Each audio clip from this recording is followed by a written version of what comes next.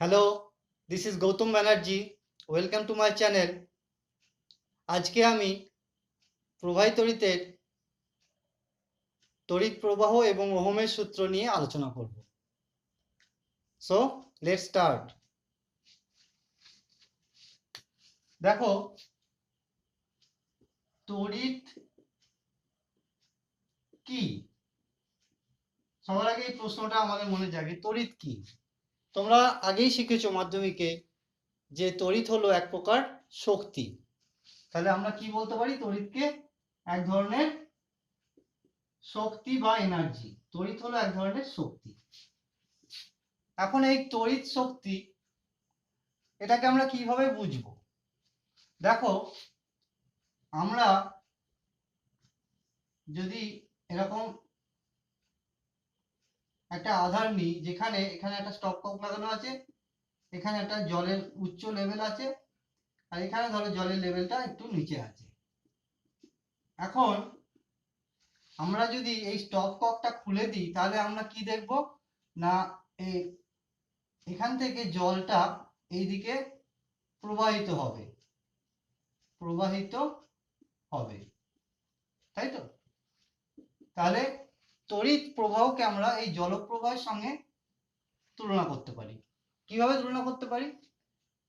দেখো, জল যেমন এই হায়ার লেভেল থেকে লোয়ার লেভেলের দিকে এগিয়ে আসে, ঠিক তেমনি আরেকটি বাস্তবে আমরা দেখতে পাই। ধরো, এখানে এই অংশের টেম্পারেচার T°C, আর এখানে এই অংশের টেম্পারেচারটা T°C। এই দুটো অংশ একটা ধাতব দ্বন্দ্ব দিয়ে যে যুক্ত থাকে, সেই ধাতব দ্বন্দ্বের এক প্রান্তে উষ্ণতাটা বেশি, এক প্রান্তে উষ্ণতাটা কম। তাহলে কি হয়? এই বেশি উষ্ণ স্থান থেকে কম উষ্ণ স্থানে তাপ প্রবাহ হবে। তাহলে এই যে দুটো বিষয়, জলপ্রবাহ আর তাপ প্রবাহ, তড়িৎ প্রবাহটা অনেকটা সেই রকমই ব্যাপার।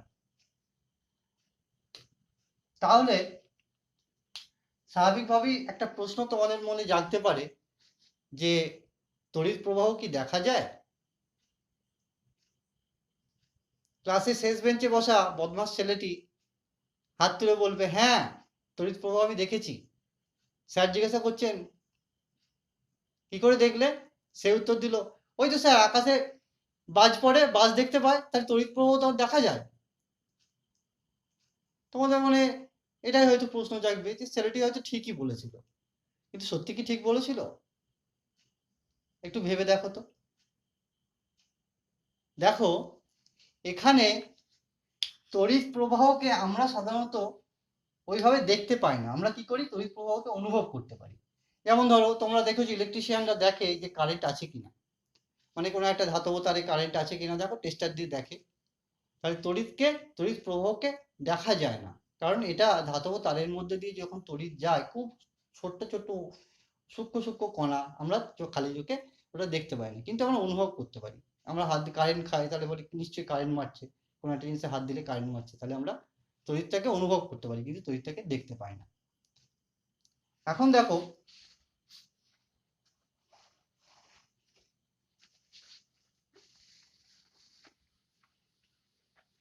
এখানে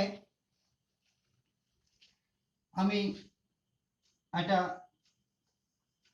সাপোজ ধাতব পরিবাহী নিলাম। এই ধাতব পরিবাহী দুই প্রান্তে যদি আমরা একটা ব্যাটারি লাগাই, এবং এখানে যদি প্লাস আর এখানে যদি মাইনাস হয় ব্যাটারি, তাহলে কি হয়? এই ঋণাত্মক প্রান্ত এখান থেকে ইলেকট্রনগুলো এইদিকে প্রবাহিত হবে। তাহলে ইলেকট্রনগুলো আমরা কি দেখবো না, ক্রমশ নিম্ন বিভব থেকে উচ্চ বিভবের দিকে প্রবাহিত হবে। এই ইলেকট্রন প্রবাহের ফলে যেদিকে ইলেকট্রন প্রবাহ হবে, তার ঠিক বিপরীত দিকে তড়িৎ প্রবাহ হবে। এটাও তোমরা মাধ্যমিকে বা আগে তোমরা শিখেছো যে তড়িৎ প্রবাহ কোন দিকে হবে? এদিক থেকে এদিকে হবে। যেদিকে ইলেকট্রন প্রবাহ হবে, তার বিপরীত দিকে হবে। তাহলে তড়িৎ প্রবাহ কি? তড়িৎ প্রবাহ কিছুই নয়, এটাকে আমরা আধান প্রবাহ বলতে পারি, যে কোনো একটা পরিবাহীতে যদি আধান প্রবাহিত হয় সেখানে আমরা কি পাবো না একটা তড়িৎ প্রবাহ পাবো। তাহলে এই তড়িৎ প্রবাহে এখানে আইটা কি না আমরা আই ইকুয়াল টু কি জানি না I equal to Q by T, অর্থাৎ টি ইকুয়াল টু যদি 1 হয় তাহলে আমরা বলতে পারি যে একক সময়ে যে কোনো প্রস্থচ্ছেদের মধ্যে দিয়ে কোনো একটা পরিবাহীতে যে পরিমাণ আধান প্রবাহিত হয় তাকেই বলছি আমরা প্রবাহ মাত্রা। তাকেই বলছি কি প্রবাহ মাত্রা। এই প্রবাহ মাত্রাকে আই দিয়ে প্রকাশ করা হয়। আর প্রবাহ মাত্রার একক কি? প্রবাহ মাত্রা আই ইকুয়াল টু, তোমরা জানো এখানে এসআই পদ্ধতিতে কিউ মানে কি কুলম আর টিটা কি সেকেন্ড, তাহলে প্রবাহ মাত্রার একক কি হবে কুলম পার সেকেন্ড। এটা এসআই ইউনিটে, আমরা সাধারণত এসআই ইউনিটটাই ব্যবহার করি, তাই আমি এখানে এসআই ইউনিটটাই উল্লেখ করলাম। তাহলে আমরা প্রবাহ মাত্রা কি জানলাম। এখন দেখো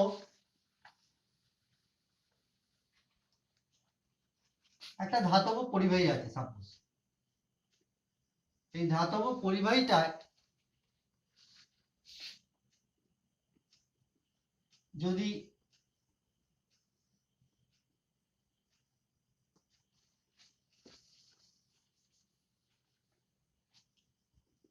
জেনারেলি এই যে ধাতব পরিবাহীতে ইলেকট্রন গুলো কি হয় এইভাবে এলোমেলো ভাবে ছুটে বেড়ায়, এইভাবে এলোমেলো গুলো ছুটে বেড়ায়।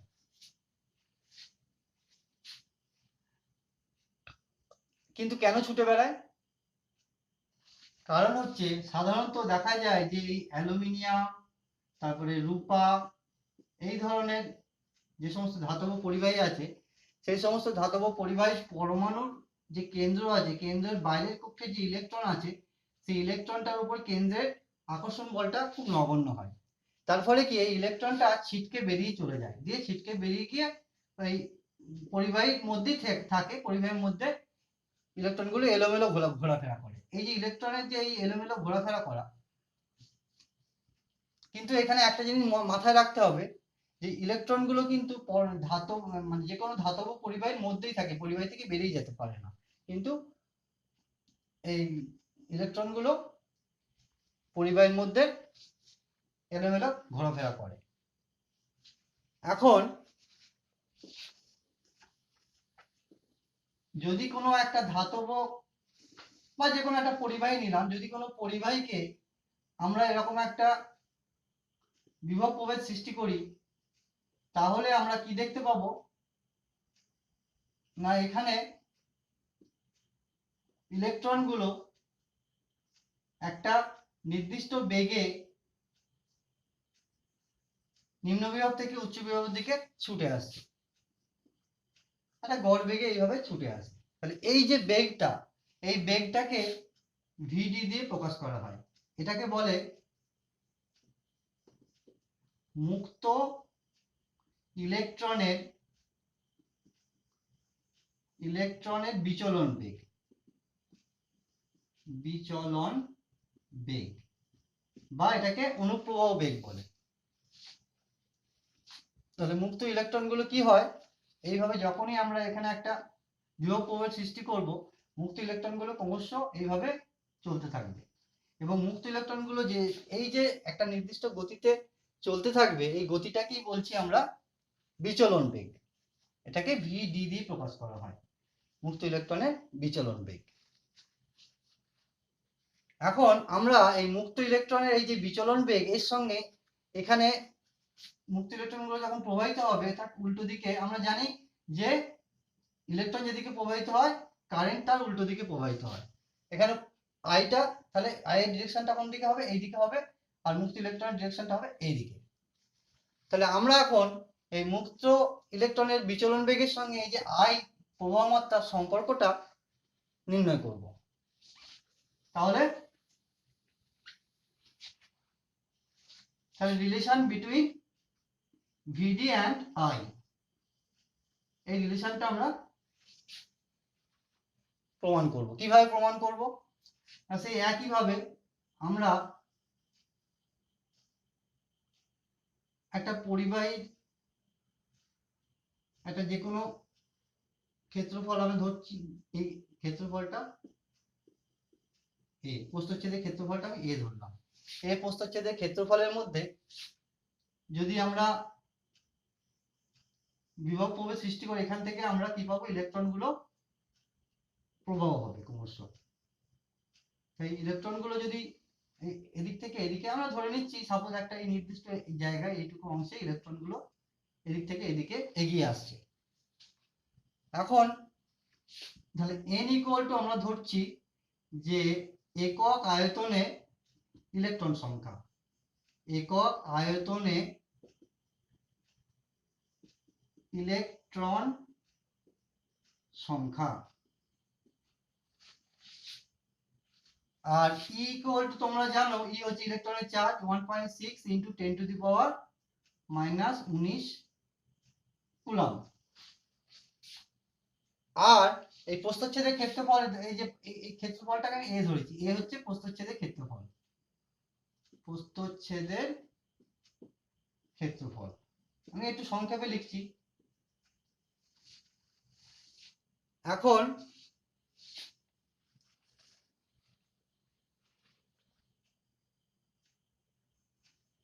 এটা ধরলাম প্রস্থচ্ছেদের ক্ষেত্রফল।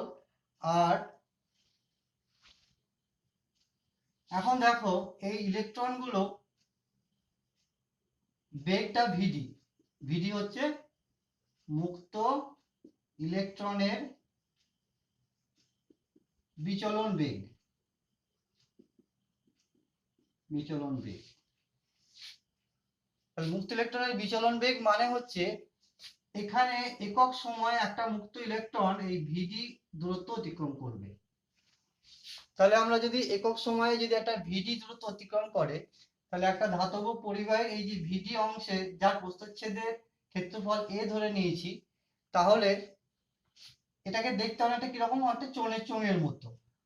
তাহলে তোমরা মাধ্যমিকে চোঙের ক্ষেত্রফল পেয়েছো, তাহলে এখানে এই অংশটুকুর ক্ষেত্রফল কত হবে না, এখানে চোঙের ক্ষেত্রফল কত পাবো আমরা, চোঙের ক্ষেত্রফল পাবো এই যে মুক্ত ইলেকট্রনগুলো একক সময়ে যে দূরত্ব অতিক্রম করছে, অর্থাৎ ভিডি ইন্টু প্রস্থচ্ছেদের ক্ষেত্রফল হচ্ছে এ। তাহলে এই চোঙটার ক্ষেত্রফল পাবো হচ্ছে ভিডি ইন্টু এ। এখন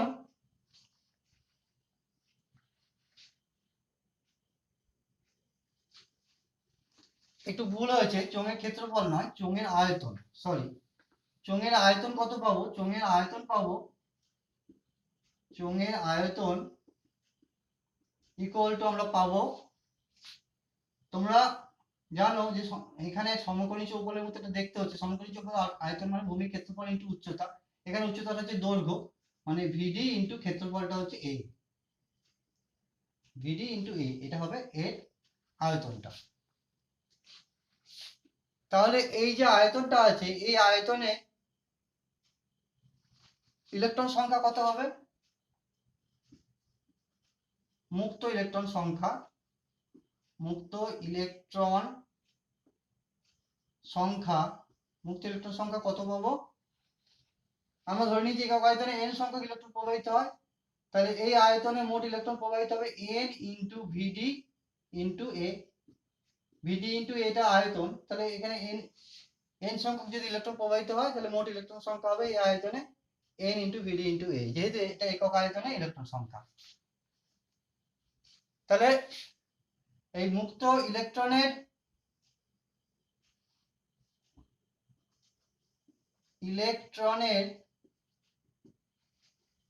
চার্জ কত হবে,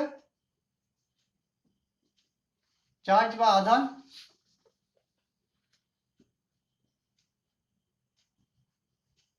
আমরা জানি এখানে ইলেকট্রনের আধান হচ্ছে ই, তাহলে এখানে মোট আধানের পরিমাণ কত হবে, N E into VD into এ।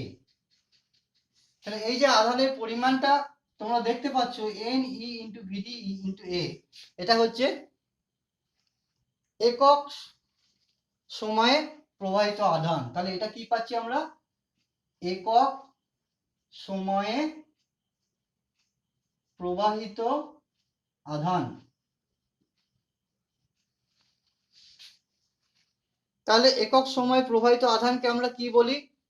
মানে আমরা একটু আগেই আলোচনা করেছি যে I equal to Q by T, এখানে টিটা যদি 1 হয়, টি ইকুয়াল টু যদি 1 হয়, তাহলে একক সময়ে প্রবাহিত আধান, একক সময়ে যত পরিমাণ আধান প্রবাহিত হবে সেটাই হচ্ছে তার প্রবাহ মাত্রা।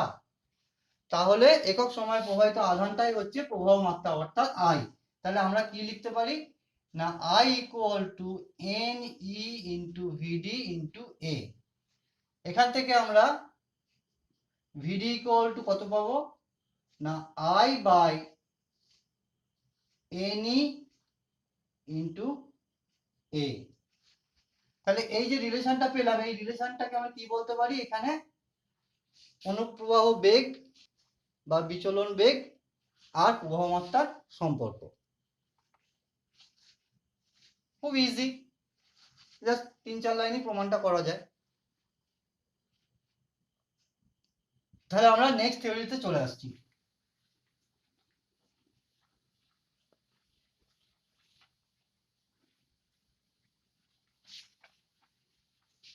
নেক্সট হচ্ছে মুক্ত ইলেকট্রনের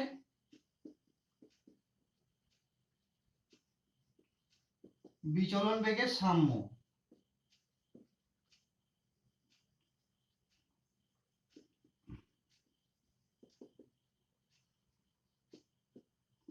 মুক্ত ইলেকট্রনের বিচলন বেগের সাম্য, এটা হচ্ছে, এখন আমরা দেখি যে আগের মতোই একটা ধাতব পরিবাহী নিলাম। পরিবাহীতে আমি যদি ভি বিভব প্রভেদ প্রয়োগ করি, তাহলে কি হবে না, নিম্ন বিভব থেকে উচ্চ বিভবের দিকে ইলেকট্রন প্রবাহ হবে। এখানে যদি ভি বিভব প্রভেদ সৃষ্টি হয় এবং এই ধাতব পরিবাহীটার দৈর্ঘ্য যদি এল হয়, এই দৈর্ঘ্যটা যদি এল হয়, তাহলে এখানে একটা সুষম তড়িৎ ক্ষেত্র তৈরি হবে। তাহলে সুষম তড়িৎ ক্ষেত্র, তড়িৎ ক্ষেত্র, এই তড়িৎ ক্ষেত্রকে ই দিয়ে যদি আমি প্রকাশ করি, তাহলে এই তড়িৎ ক্ষেত্রের মান হবে ভি বাই এল। এল হচ্ছে দৈর্ঘ্য, এল দৈর্ঘ্যের বিভব হচ্ছে ভি, তাহলে একক দৈর্ঘ্যের বিভব কত, ভি বাই এল। একক দৈর্ঘ্যের বিভবটাই হচ্ছে তড়িৎ ক্ষেত্র। তাহলে আমরা কি পাবো, E equal to V by L. এখন দেখো এই যে ইলেকট্রন গুলো প্রবাহিত হচ্ছে তড়িৎ ক্ষেত্রের প্রভাবে, তাহলে একটা বল তৈরি হবে। তাহলে এখানে এই বলটার মানটা কত হবে, বলটার মান হবে ই ইন্টু তড়িৎ ক্ষেত্র, এর সঙ্গে ই গুণ হয়ে যাবে, ই ইন্টু ই, অর্থাৎ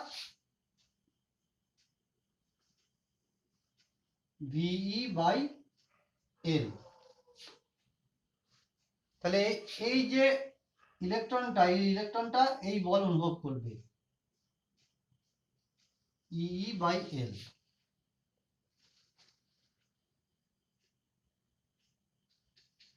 এখন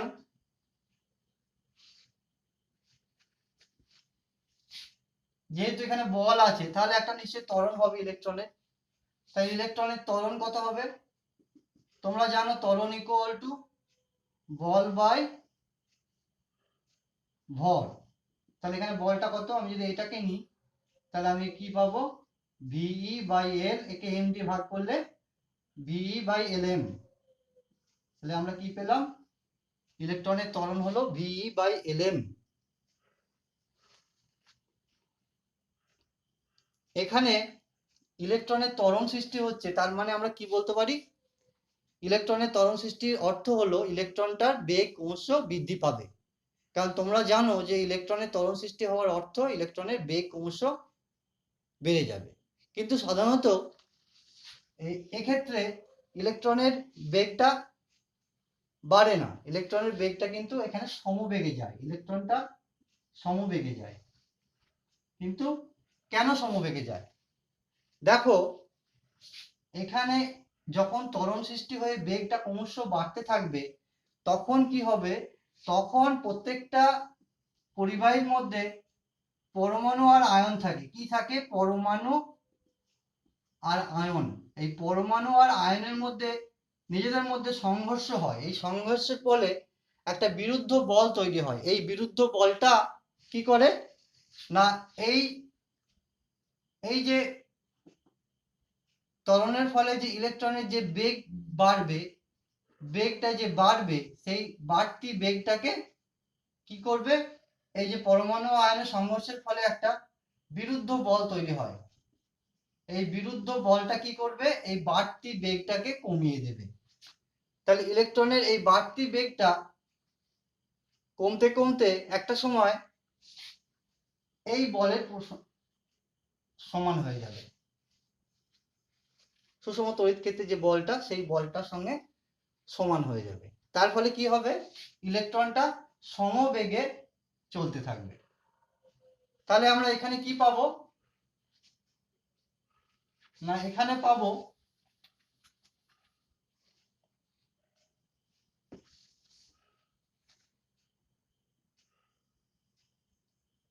এই যে বিরুদ্ধ বল ভ্যারিজাস কার সঙ্গে না, ইলেকট্রনের যে বেগটা অর্থাৎ অনুপ্রবাহ বেগ ভিডির সঙ্গে সমানুপাতিক। তাহলে এই বিরুদ্ধ বলটা কার সঙ্গে সমান হয়ে যাবে না, এই বলটার সঙ্গে সমান হয়ে যাবে একটা সময় কমতে কমতে। তাহলে আমরা কি পাবো? ই ইন্টু ই ভ্যারিজাস ভিডি। ভ্যারিজাস চিহ্নটা তুললে কি পাবো? একটা সমান চিহ্ন পাবো। তাহলে সমান কে ইন্টু ভিডি। তাহলে ই ইন্টু ই ইকুয়াল টু আমরা পেলাম কে ইন্টু ভিডি। তাহলে এখান থেকে আমি কি পাবো?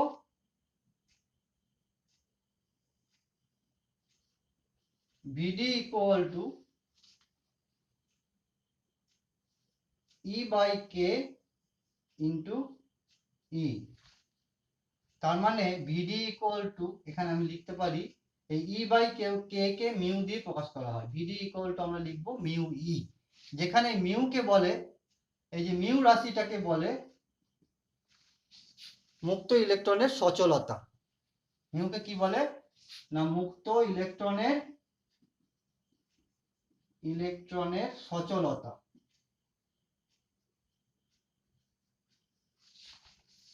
তাহলে আমরা কি পেলাম? ভিডি ইকুয়াল টু মিউ ই পেলাম। এখন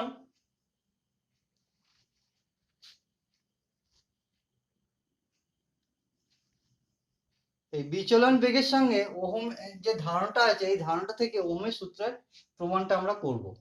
এই ভিডির যে ধারণাটা আছে, এই ধারণাটা থেকে আমরা ওহমের সূত্র প্রমাণটা করব। কিভাবে করব না,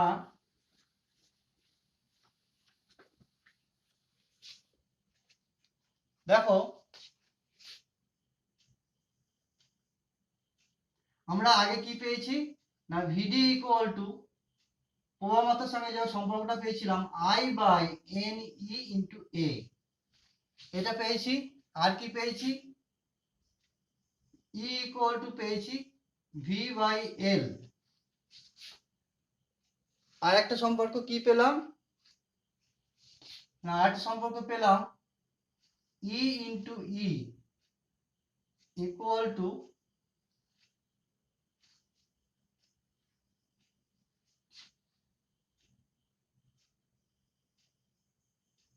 এখানে পেলাম ই ইন্টু ই ভ্যারিজাস ভিডি, তার মানে কে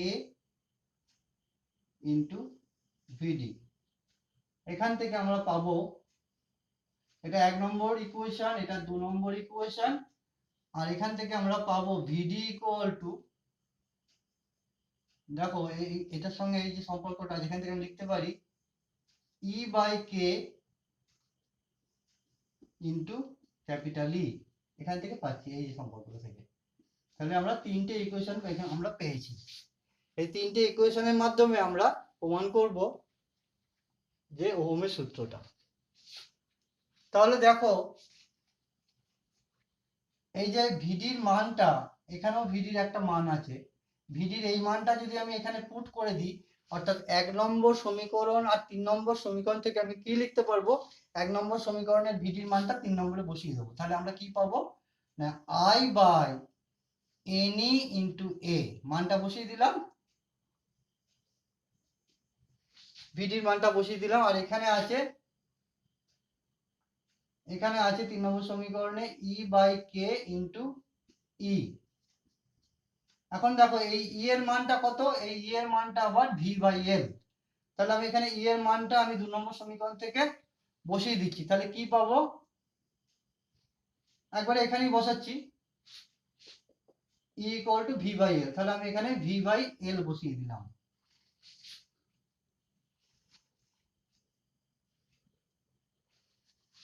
তাহলে এখান থেকে আমি কি পাবো, দেখো I আর V এর মধ্যে একটা সম্পর্ক আমরা পেয়ে গেছি অলরেডি। তাহলে আমি কি লিখতে পারি, আমি এখান থেকে ডাইরেক্ট লিখছি, সমাধান করে এটাই পাওয়া যাবে, একটা স্টেপ জাম্প করে ডাইরেক্ট লিখছি V ইকুয়াল টু পাবো, এটা এদিকে চলে আসবে, এটা নিচে চলে আসবে, এটা উপরে চলে আসবে। তাহলে এখান থেকে পাবো ইটা এখানে চলে আসলে N স্কোয়ার, তাহলে এখানে পাবো K by N square into এলটা এদিকে চলে আসবে L by A into I। তাহলে দেখো V আর I এর মধ্যে আমরা একটা সম্পর্ক পেয়ে গেছি। তাহলে এখানে দেখো এই আমরা জানি Lটা ধ্রুবক, Aটাও ধ্রুবক, L ধ্রুবক, A ধ্রুবক, এটাও ধ্রুবক, এটাও ধ্রুবক, এটাও ধ্রুবক। তাহলে এগুলো যদি সবগুলো ধ্রুবক হয় তাহলে আমরা কি পাবো, V ইকুয়াল টু একটা ধ্রুবক ইন্টু I। তাহলে এখান থেকে আমি কি লিখতে পারি, তাহলে V ভেরিজাস I, এখান থেকে আমি লিখতে পারি V ভেরিজাস I। তাহলে বিভব প্রভেদ প্রবাহমাত্রার সমানুপাতিক। এটাই হচ্ছে ওহমের সূত্র। তাহলে আমরা বিচলন বেগের ধারণা থেকে ওহমের সূত্র প্রমাণটা করলাম।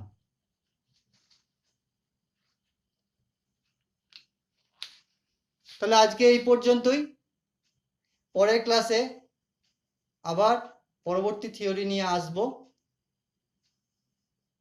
আশা করি আমার এই ক্লাসটা তোমাদের ভালো লাগবে। যদি ভালো লাগে তাহলে আমার চ্যানেলটা সাবস্ক্রাইব করবে এবং লাইক দেবে এবং অবশ্যই কমেন্ট করবে যদি আমার কিছু ভুল ত্রুটি হয়, বা যদি তোমাদের কিছু সাজেশন থাকে, বা যদি তোমরা নতুন কোনো ভিডিও পেতে চাও অবশ্যই জানাবে, আমি আমার যথাসাধ্য চেষ্টা করব। তাহলে আজকে এই পর্যন্তই, বাই বাই।